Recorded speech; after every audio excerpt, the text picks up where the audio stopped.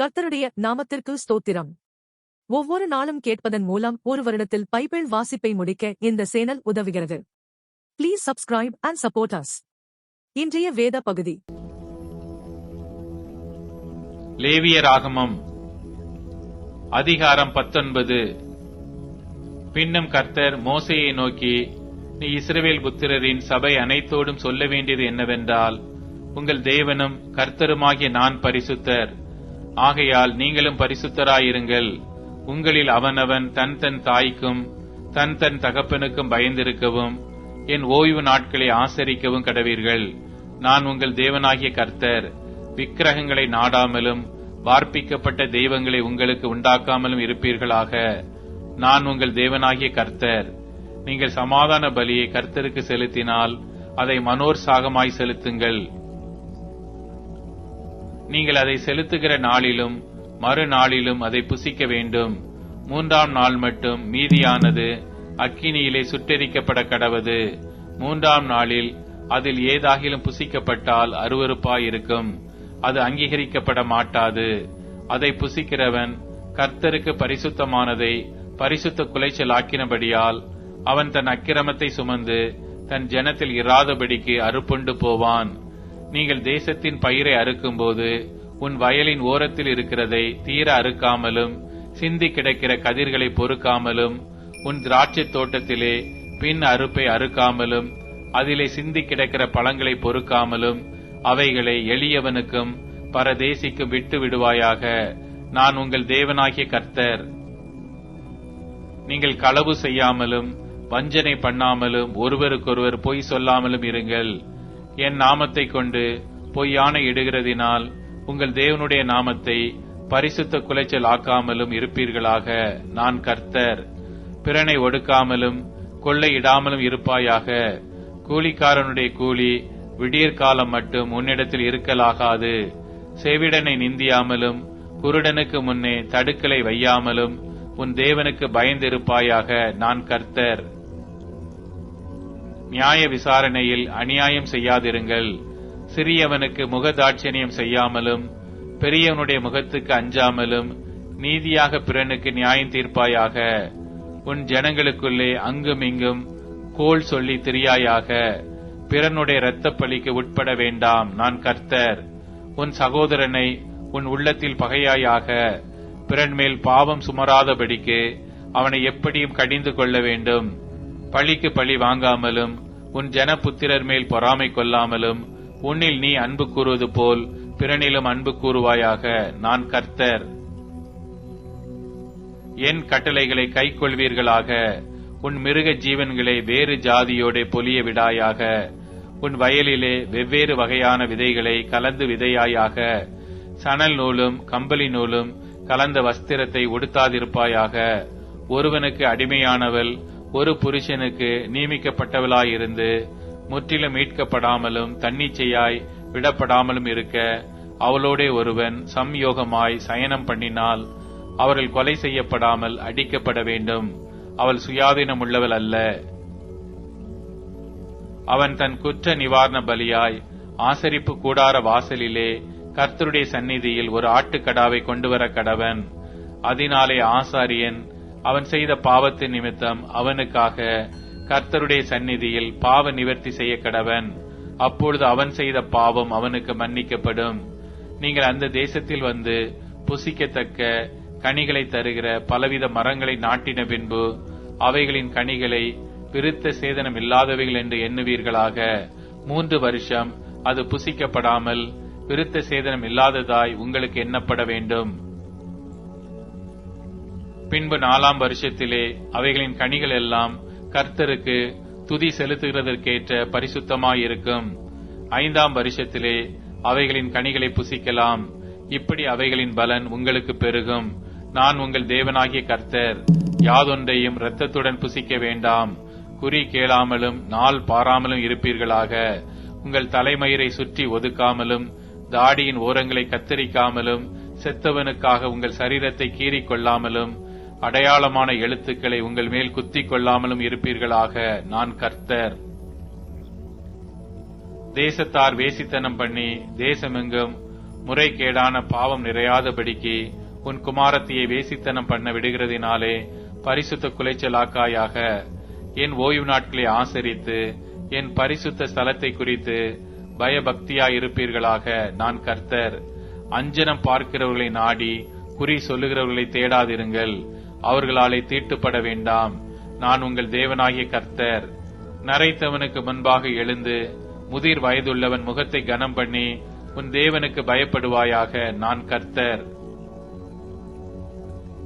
யாதொரு அந்நியன் உங்கள் தேசத்தில் உங்களோட தங்கினால் அவனை சிறுமைப்படுத்த வேண்டாம்.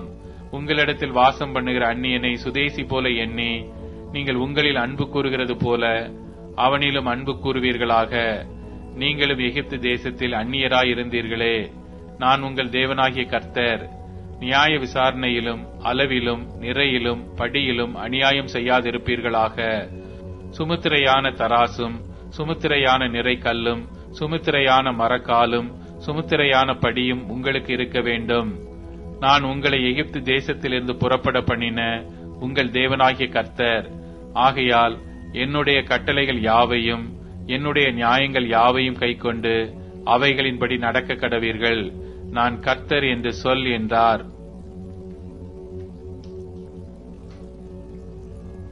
லேவியராகமம் அதிகாரம் 20. கர்த்தர் மோசேயை நோக்கி, பின்னும் நீ இஸ்ரவேல் புத்திரரோடே சொல்ல வேண்டியது என்னவென்றால், இஸ்ரவேல் புத்திரரிலும் இஸ்ரவேலில் வாசம் பண்ணுகிற அந்நியர்களிலும் எவனாகிலும் தன் சந்ததியில் ஒரு பிள்ளையை மோளேகுக்கு கொடுத்தால் அவன் கொலை செய்யப்பட வேண்டும். தேசத்தின் ஜனங்கள் அவன் மேல் கல்லெறிய வேண்டும். அவன் என் பரிசுத்த ஸ்தலத்தை தீட்டுப்படுத்தி என் பரிசுத்த நாமத்தை பரிசுத்த குலைச்சலாக்கும்படிக்கு தன் சந்ததியில் ஒரு பிள்ளையை மோளேகுக்கு கொடுத்ததினாலே நான் அப்படிப்பட்டவனுக்கு விரோதமாக எதிர்த்து நின்று அவனை தன் ஜனத்தில் இராதபடிக்கு அறுப்புண்டு போக பண்ணுவேன்.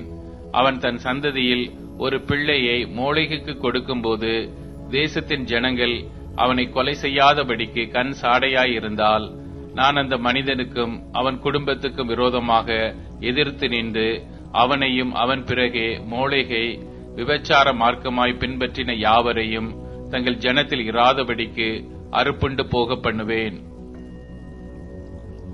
அஞ்சனம் பார்க்கிறவர்களையும் குறி சொல்லுகிறவர்களையும் பின்தொடர்ந்து சோரம் போக எந்த ஆத்துமா அவர்களை நாடுகிறானோ அந்த ஆத்துமாவுக்கு விரோதமாக எதிர்த்து நின்று அவனை தன் ஜனத்தில் இராதபடிக்கு அறுப்புண்டு போக பண்ணுவேன். ஆதலால் நீங்கள் உங்களை பரிசுத்தப்படுத்தி பரிசுத்தராயிருங்கள். நான் உங்கள் தேவனாகிய கர்த்தர். என் கட்டளைகளை கைக்கொண்டு நடவுங்கள். நான் உங்களை பரிசுத்தமாக்குகிற கர்த்தர். தன் தகப்பனையாவது தன் தாயையாவது சபிக்கிற எவனும் கொலை செய்யப்பட கடவன். அவன் தன் தகப்பனையும் தன் தாயையும் சபித்தான். அவன் இரத்தப்பழி அவன் மேல் இருப்பதாக. ஒருவன் பிறனுடைய மனைவியோட விபச்சாரம் செய்தால் பிறன் மனைவியோட விபச்சாரம் செய்த அந்த விபச்சாரனும் அந்த விபச்சாரியும் கொலை செய்யப்பட கடவர்கள். தன் தகப்பன் மனைவியோட சயனிக்கிறவன் தன் தகப்பனை நிர்வாணமாக்கினபடியால் இருவரும் கொலை செய்யப்பட கடவர்கள். அவர்கள் இரத்தப்பழி அவர்கள் மேல் இருப்பதாக. ஒருவன் தன் மருமகளோட சயனித்தால் இருவரும் கொலை செய்யப்பட கடவர்கள். அருவருப்பான தாறுமாறு பண்ணினார்கள். அவர்கள் இரத்தப்பழி அவர்கள் மேல் இருப்பதாக. ஒருவன் பெண்ணோடே சம்யோகம் பண்ணுகிறது போல ஆணோடே சம்யோகம் பண்ணினால் அருவருப்பான காரியம் செய்த அவ்விருவரும் கொலை செய்யப்பட கடவர்கள். அவர்கள் இரத்தப்பழி அவர்கள் மேல் இருப்பதாக. ஒருவன் ஒரு ஸ்திரீயையும் அவள் தாயையும் படைத்தால் அது முறைகேடு. இவ்வித முறைகேடு உங்களுக்குள் இராதபடிக்கு அவனையும் அவர்களையும் அக்கினியில் சுட்டெரிக்க வேண்டும். ஒருவன் மிருகத்தோடே புணர்ந்தால் அவன் கொலை செய்யப்பட கடவன். அந்த மிருகத்தையும் கொல்ல கடவீர்கள். ஒரு ஸ்திரீ யாதொரு மிருகத்தோடே சேர்ந்து சயனித்தால் அந்த ஸ்திரீயையும் அந்த மிருகத்தையும் கொல்ல கடவாய். இரு ஜீவனும் கொலை செய்யப்பட வேண்டும். அவைகளின் இரத்தப்பழி அவைகளின் மேல் இருப்பதாக. ஒருவன் தன் தகப்பனுக்காவது தன் தாய்க்காவது குமாரத்தியாய் இருக்கிற தன் சகோதரியை சேர்த்து கொண்டு அவன் அவளுடைய நிர்வாணத்தையும் அவள் அவனுடைய நிர்வாணத்தையும் பார்த்தால் அது பாதகம். அவர்கள் தங்கள் ஜனங்களின் கண்களுக்கு முன்பாக அறுப்புண்டு போக கடவர்கள். அவன் தன் சகோதரியை நிர்வாணப்படுத்தினான். அவன் தன் அக்கிரமத்தை சுமப்பான். ஒருவன் சூதக ஸ்திரியோட சயனித்து அவளை நிர்வாணமாக்கினால் அவன் அவளுடைய உதிர ஊற்றை திறந்து அவளும் தன் உதிர ஊற்றை வெளிப்படுத்தினபடியால் இருவரும் தங்கள் ஜனத்தில் இராதபடிக்கு அறுப்புண்டு போக வேண்டும். உன் தாயினுடைய சகோதரியையும் உன் தகப்பனுடைய சகோதரியையும் நிர்வாணமாக்காயாக. அப்படிப்பட்டவன் தன் நெருங்கிய இனத்தை அவமானமாக்கினான். அவர்கள் தங்கள் அக்கிரமத்தை சுமப்பார்கள். ஒருவன் தன் தகப்பனின் சகோதரனுடைய மனைவியோட சயனித்தால் அவன் தன் தகப்பனின் சகோதரனை நிர்வாணமாக்கினான். அவர்கள் தங்கள் பாவத்தை சுமப்பார்கள். சந்தானம் இல்லாமல் சாவார்கள். ஒருவன் தன் சகோதரன் மனைவியை விவாகம் பண்ணினால் அது அசுத்தம். தன் சகோதரனை நிர்வாணமாக்கினான். அவர்கள் சந்தானமற்றிருப்பார்கள். ஆகையால் நீங்கள் குடியிருப்பதற்காக நான் உங்களை கொண்டு போகிற தேசம் உங்களை கக்கி போடாதபடிக்கு நீங்கள் என் கட்டளைகள் யாவையும் என்னுடைய நியாயங்கள் யாவையும் கைக்கொண்டு நடவுங்கள். நான் உங்களுக்கு முன்பாக துரத்தி விடுகிற ஜனத்தினுடைய வழிபாடுகளில் நடவாதிருங்கள். அவர்கள் இப்படிப்பட்ட காரியங்களை எல்லாம் செய்தபடியால் நான் அவர்களை அரோசித்தேன். நீங்கள் அவர்கள் தேசத்தை சுதந்தரிப்பீர்கள் என்று உங்களோட சொன்னேன். பாலும் தேனும் ஓடுகிற அந்த தேசத்தை உங்களுக்கு சுதந்திரமாக கொடுப்பேன்.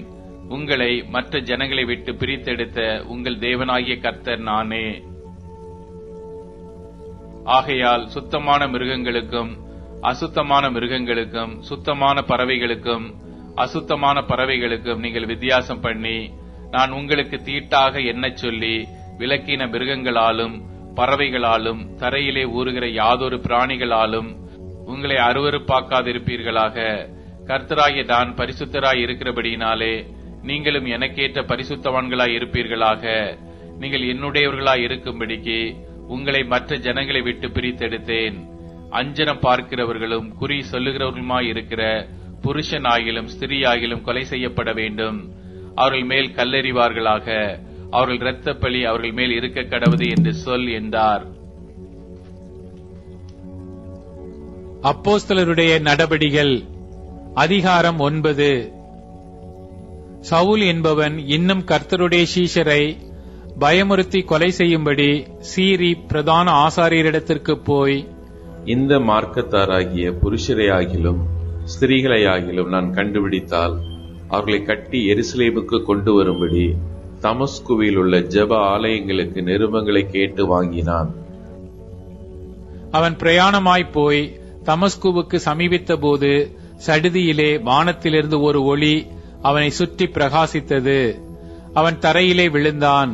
அப்பொழுது, சவுலே சவுலே, நீ என்னை ஏன் துன்பப்படுத்துகிறாய் என்று தன்னுடனே சொல்லுகிற ஒரு சத்தத்தை கேட்டான். அதற்கு அவன், ஆண்டவரே, நீர் யார் என்றான். அதற்கு கர்த்தர், நீ துன்பப்படுத்துகிற இயேசு நானே. முள்ளில் உதைக்கிறது உனக்கு கடினமாம் என்றார். அவன் நடுங்கி திகைத்து, ஆண்டவரே, நான் என்ன செய்ய சித்தமாயிருக்கிறீர் என்றான்.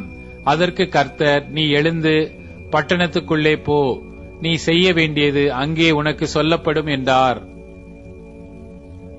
அவனுடனே கூட பிரயாணம் பண்ணின மனுஷர்கள் சத்தத்தை கேட்டும் ஒருவரையும் காணாமல் பிரமித்து நின்றார்கள்.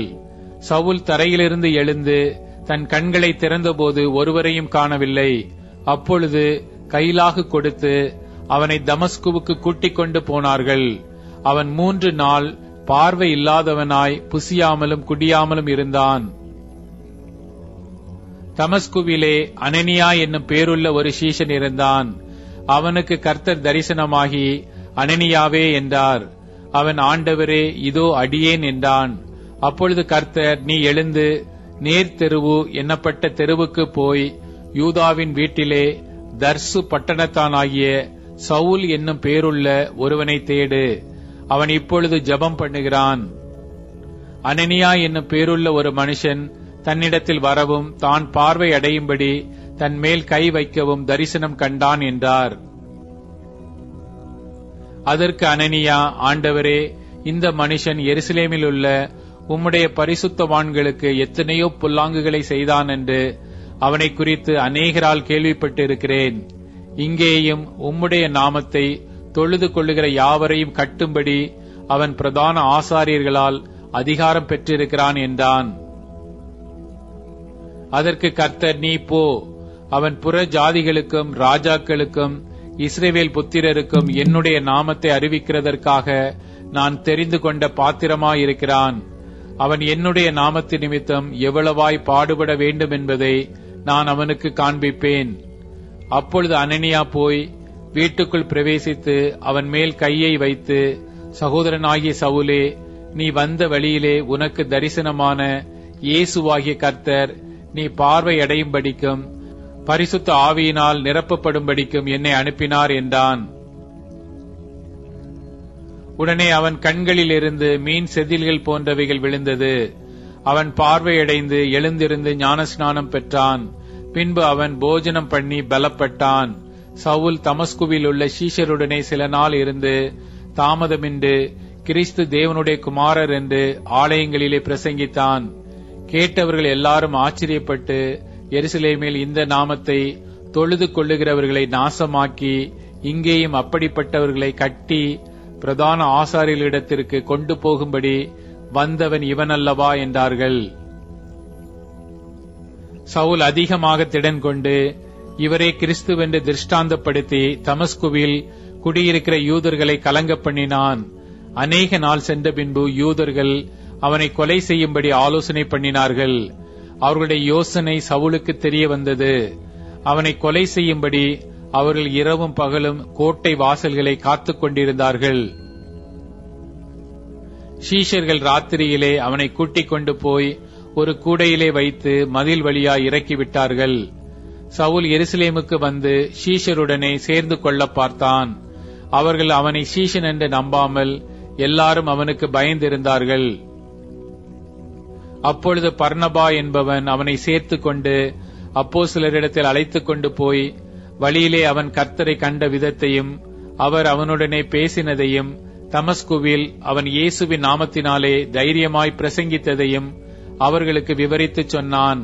அதன் பின்பு அவன் எருசலேமிலே அவர்களிடத்தில் போக்கும் வரத்துமாயிருந்து கர்த்தராகிய இயேசுவின் நாமத்தினாலே தைரியமாய் பிரசங்கித்து கிரேக்கருடனே பேசி தர்க்கித்தான். அவர்களோ அவனை கொலை செய்ய எத்தனம் பண்ணினார்கள்.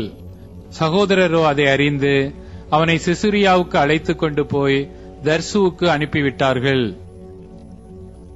அப்பொழுது யூதேயா, கலிலேயா, சமாரியா நாடுகளில் எங்கும் சபைகள் சமாதானம் பெற்று பக்தி விருத்தியடைந்து கர்த்தருக்கு பயப்படுகிற பயத்தோடும் பரிசுத்த ஆவியின் ஆறுதலோடும் நடந்து பெருகின. பேதுரு போய் எல்லாரையும் சந்தித்து வருகையில் அவன் லித்தா ஊரிலே குடியிருக்கிற பரிசுத்தவான்களிடத்திற்கும் போனான். அங்கே 8 வருஷமாய் கட்டிலின் மேல் திமிர்வாதம் உள்ளவனாய் கிடந்த ஐனேயா என்னும் பேருள்ள ஒரு மனுஷனை கண்டான். பேதுரு அவனை பார்த்து, ஐனேயாவே, இயேசு கிறிஸ்து உன்னை குணமாக்குகிறார். நீ எழுந்து உன் படுக்கையை நீயே போட்டுக்கொள் என்றான். உடனே அவன் எழுந்திருந்தான். லித்தாவிலும் சாரோனிலும் குடியிருந்தவர்கள் எல்லாரும் அவனை கண்டு கர்த்தரிடத்தில் திரும்பினார்கள். யோப்பா பட்டணத்தில் கிரேக்கு பாஷையிலே தொற்கால் என்று அர்த்தம் கொள்ளும் தபித்தாள் என்னும் பேருடைய ஒரு சீஷி இருந்தாள். அவள் நற்கிரியைகளையும் தர்மங்களையும் மிகுதியாய் செய்து கொண்டு வந்தாள். அந்நாட்களில் அவள் வியாதிப்பட்டு மரணமடைந்தாள். அவளை குளிப்பாட்டி மேல் வீட்டிலே கிடத்தி வைத்தார்கள். யோப்பா பட்டணம் லித்தா ஊருக்கு சமீபமானபடியினாலே பேதுரு அவ்விடத்தில் இருக்கிறார் என்று சீஷர்கள் கேள்விப்பட்டு தாமதமில்லாமல் தங்களிடத்தில் வர வேண்டும் என்று சொல்லும்படிக்கு 2 மனுஷரை அவனிடத்திற்கு அனுப்பினார்கள். பேதுரு எழுந்து அவர்களுடனே கூட போனான். அவன் போய் சேர்ந்த பொழுது அவர்கள் அவனை மேல் வீட்டுக்கு அழைத்துக் கொண்டு போனார்கள். அப்பொழுது விதவைகள் எல்லாரும் அழுது தொற்கால் தங்களுடனே கூட இருக்கையில் செய்திருந்த அங்கிகளையும் வஸ்திரங்களையும் காண்பித்து அவனை சூழ்ந்து நின்றார்கள். பேதுரு எல்லாரையும் வெளியே போக செய்து முழங்காற்படியிட்டு ஜெபம் பண்ணி பிரேதத்தின் புறமாய் திரும்பி, தபித்தாளே, எழுந்திரு என்றான். அப்பொழுது அவள் தன் கண்களை திறந்து பேதுருவை பார்த்து உட்கார்ந்தாள். அவன் அவளுக்கு கை கொடுத்து அவளை எழுந்திருக்க பண்ணி பரிசுத்தவான்களையும் விதவைகளையும் அழைத்து அவளை உயிருள்ளவளாக அவர்கள் முன் நிறுத்தினான். இது யோப்பா பட்டணம் எங்கும் தெரிய வந்தது. அப்பொழுது அநேகர் கர்த்தரிடத்தில் விசுவாசம் உள்ளவர்கள் ஆனார்கள். பின்பு அவன் யோப்பா பட்டணத்தில் தோல் பதனிடுகிறவனாகிய சீமோன் என்னும் ஒருவனிடத்தில் அநேக நாள் தங்கியிருந்தான். அப்போஸ்தலருடைய நடபடிகள் அதிகாரம் 10. இத்தாலியா பட்டாளம் எண்ணப்பட்ட பட்டாளத்திலே 100க்கு அதிபதியாகிய கொர்நேலியு என்னும் பேர் கொண்ட ஒரு மனுஷன் செசரியா பட்டணத்திலே இருந்தான். அவன் தேவ பக்தி உள்ளவனும் தன் வீட்டார் அனைவரோடும் தேவனுக்கு பயந்தவனுமாயிருந்து ஜனங்களுக்கு மிகுந்த தர்மங்களை செய்து எப்பொழுதும் தேவனை நோக்கி ஜெபம் பண்ணிக் கொண்டிருந்தான். பகலில் ஏறக்குறைய 9 மணி நேரத்திலே தேவனுடைய தூதன் தன்னிடத்தில் வரவும் கொர்நேலியுவே என்று அழைக்கவும் பிரதியட்சமாய் தரிசனம் கண்டு அவனை உற்று பார்த்து பயந்து, ஆண்டவரே, என்ன என்றான். அப்பொழுது அவன், உன் ஜெபங்களும் உன் தர்மங்களும் தேவனுக்கு நினைப்பூட்டுதலாக அவர் சந்நிதியில் வந்தெட்டி இருக்கிறது. இப்பொழுது நீ யோப்பா பட்டணத்துக்கு மனுஷரை அனுப்பி பேதுரு என்று மறுபேர் கொண்ட சீமோனை அழைப்பி, அவன் தோல் பதனிடுகிறவனாகிய சீமோன் என்னும் ஒருவனிடத்திலே தங்கியிருக்கிறான். அவனுடைய வீடு கடலோரத்தில் இருக்கிறது. நீ செய்ய வேண்டியதை அவன் உனக்கு சொல்லுவான் என்றான்.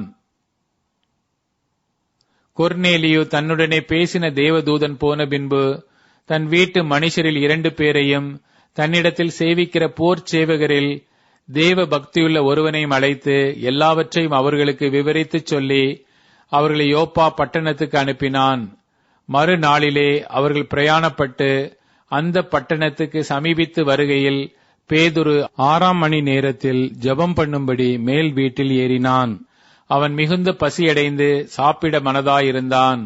அதற்கு அவர்கள் ஆயத்தம் பண்ணுகையில் அவன் ஞான திருஷ்டியடைந்து வானம் திறந்திருக்கிறதாகவும் 4 முனைகளும் கட்டப்பட்ட பெரிய துப்பட்டியைப் போல ஒருவிதமான கூடு தன்னிடத்தில் இறங்கி தரையில் விடப்பட்டிருக்கிறதாகவும் அதிலே பூமியில் உள்ள சகலவிதமான 4 கால் ஜீவன்களும் காட்டு மிருகங்களும் ஊரும் பிராணிகளும் ஆகாயத்து பறவைகளும் இருக்கிறதாகவும் கண்டான். அல்லாமலும் பேதுருவே, எழுந்திரு, அடித்து புசி என்று அவனுக்கு சொல்லும் ஒரு சத்தம் உண்டாயிற்று. அதற்கு பேதுரு, அப்படியல்ல ஆண்டவரே, தீட்டும் அசுத்தமாயிருக்கிற யாதொன்றையும் நான் ஒரு காலம் புசித்ததில்லை என்றான். அப்பொழுது தேவன், சுத்தமாக்கினவைகளை நீ தீட்டாக எண்ணாதே என்று 2ஆம் தரமும் சத்தம் அவனுக்கு உண்டாயிற்று. 3ஆம் தரமும் அப்படியே உண்டாயிற்று. பின்பு அந்த கூடு திரும்ப வானத்துக்கு எடுத்துக் கொள்ளப்பட்டது.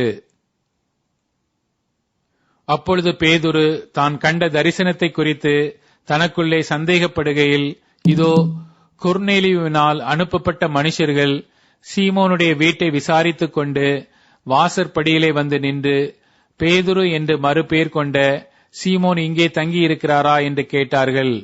பேதுரு அந்த தரிசனத்தை குறித்து சிந்தனை பண்ணிக் கொண்டிருக்கையில் ஆவியானவர், இதோ, 3 மனுஷர் உன்னை தேடுகிறார்கள். நீ எழுந்து இறங்கி ஒன்றுக்கும் சந்தேகப்படாமல் அவர்களுடனே கூட போ, நானே அவர்களை அனுப்பினேன் என்று அவனுக்கு சொன்னார். அப்பொழுது பேதுரு கொர்நேலியுவினால் தன்னிடத்தில் அனுப்பப்பட்ட மனுஷரிடத்திற்கு இறங்கி போய், இதோ, நீங்கள் தேடுகிறவன் நான் தான். நீங்கள் வந்திருக்கிற காரியம் என்ன என்றான். அதற்கு அவர்கள், நீதிமானும் தேவனுக்கு பயப்படுகிறவரும் யூத ஜனங்கள் எல்லாராலும் நல்லவர் என்று சாட்சி பெற்றவருமாகிய கொர்நேலியு என்னும் 100க்கு அதிபதி உம்மை தம்முடைய வீட்டுக்கு அழைப்பித்து உம்மால் சொல்லப்படும் வார்த்தைகளை கேட்கும்படி பரிசுத்த தூதனால் தேவயத்தனமாய் கட்டளை பெற்றார் என்றார்கள். அப்பொழுது பேதுரு அவர்களை உள்ளே அழைத்து அவர்களுக்கு உபச்சாரம் செய்து மறுநாளிலே அவர்களுடனே கூட புறப்பட்டான். யோப்பா பட்டணத்தாராகிய சகோதரரில் சிலரும் அவனுடனே கூட போனார்கள். மறுநாளிலே செசரியா பட்டணத்தில் பிரவேசித்தார்கள். கொர்நேலியு தன் உறவின் முறையாரையும் தன்னுடைய விசேஷித்த சிநேகிதரையும் கூட வரவழைத்து அவர்களுக்காக காத்திருந்தான்.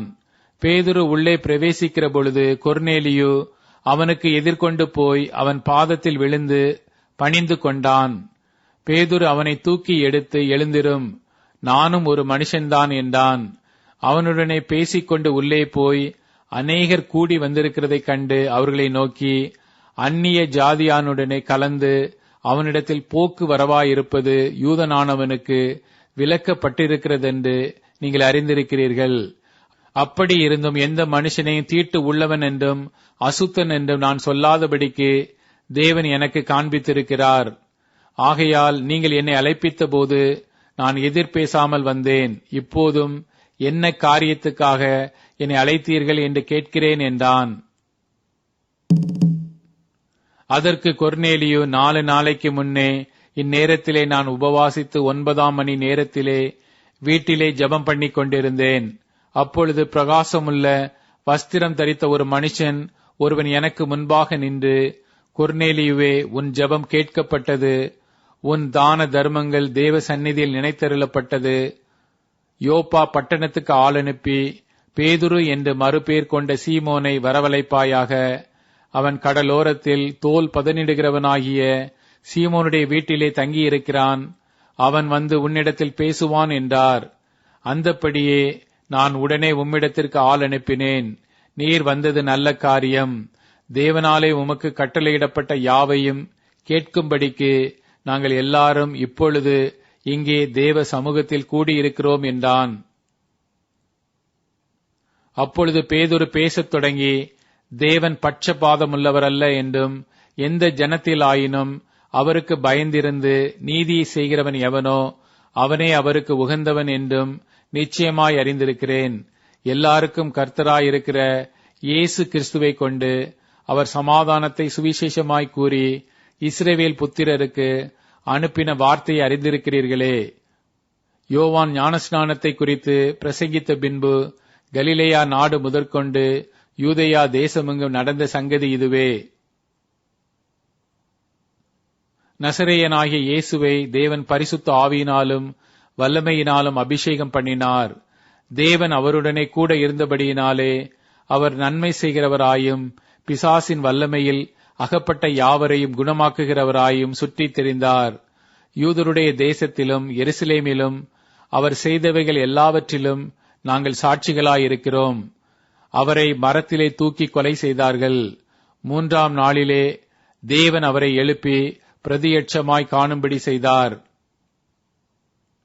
ஆயினும் எல்லா ஜாதிகளுக்கும் பிரதியட்சமாகும்படி செய்யாமல் அவர் மரித்தோரிலிருந்து எழுந்த பின்பு அவரோட புசித்து குடித்தவர்களும் தேவனால் முன்பு நியமிக்கப்பட்ட சாட்சிகளுமாகிய எங்களுக்கு பிரதியட்சமாகும்படி செய்தார். அன்றியும் அவரே உயிரோடு இருக்கிறவர்களுக்கும் மரித்தோர்களுக்கும் தேவனால் ஏற்படுத்தப்பட்ட நியாயாதிபதி என்று ஜனங்களுக்கு பிரசங்கிக்கவும் சாட்சியாக ஒப்புவிக்கவும் அவர் எங்களுக்கு கட்டளையிட்டார். அவரை விசுவாசிக்கிறவன் எவனோ அவன் அவருடைய நாமத்தினாலே பாவ மன்னிப்பை பெறுவான் என்று தீர்க்க தரிசிகள் எல்லாரும் அவரை குறித்தே சாட்சி கொடுக்கிறார்கள் என்றான். இந்த வார்த்தைகளை பேதுரு பேசிக் கொண்டிருக்கையில் வசனத்தை கேட்டவர்கள் யாவர் மேலும் பரிசுத்த ஆவியானவர் இறங்கினார். அவர்கள் பல பாஷைகளை பேசுகிறதையும் தேவனை புகழுகிறதையும் பேதுருவோட கூட வந்திருந்த விருத்த சேதனமுள்ள விசுவாசிகள் கேட்கும்போது பரிசுத்த ஆவியின் வரம் புற ஜாதிகள் மேலும் பொழிந்தருளப்பட்டதை குறித்து பிரமித்தார்கள். அப்பொழுது பேதுரு, நம்மை போல பரிசுத்த ஆவியை பெற்ற இவர்களும் ஞானஸ்நானம் பெறாதபடிக்கு எவனாகிலும் தண்ணீரை விலக்கலாமா என்று சொல்லி கர்த்தருடைய நாமத்தினாலே அவர்களுக்கு ஞானஸ்நானம் கொடுக்கும்படி கட்டளையிட்டான். அப்பொழுது சில நாள் அங்கே தங்கும்படி அவனை வேண்டிக் கொண்டார்கள். சங்கீதம் அதிகாரம் 55. தேவனே, என் ஜெபத்தை கேட்டருளும், என் விண்ணப்பத்திற்கு மறைந்திராதேயும். எனக்கு செவி கொடுத்து உத்தரவு அருளிச் செய்யும்.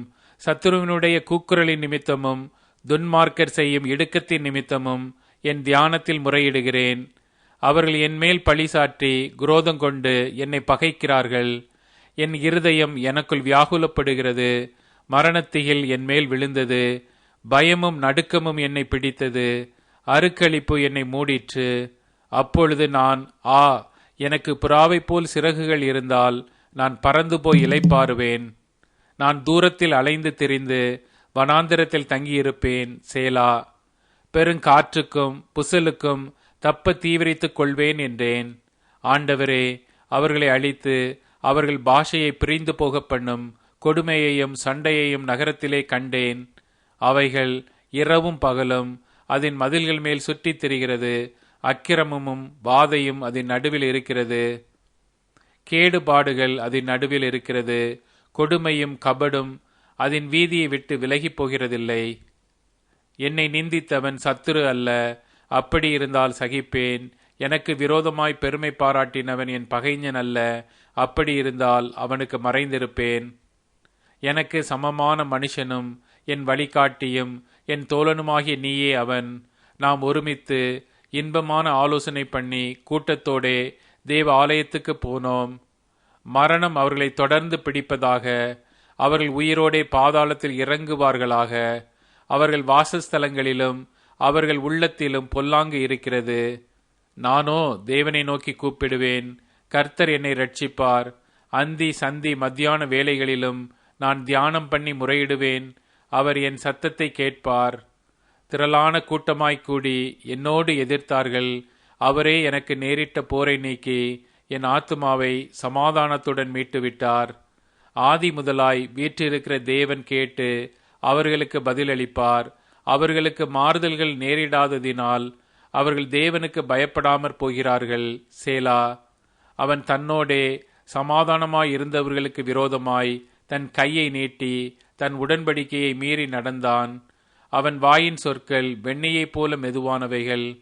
அவன் இருதயமோ யுத்தம். அவன் வார்த்தைகள் எண்ணெயிலும் மிருதுவானவைகள். ஆனாலும் அவைகள் உருவின பட்டயங்கள். கர்த்தர் மேல் உன் பாரத்தை வைத்துவிடு. அவர் உன்னை ஆதரிப்பார்.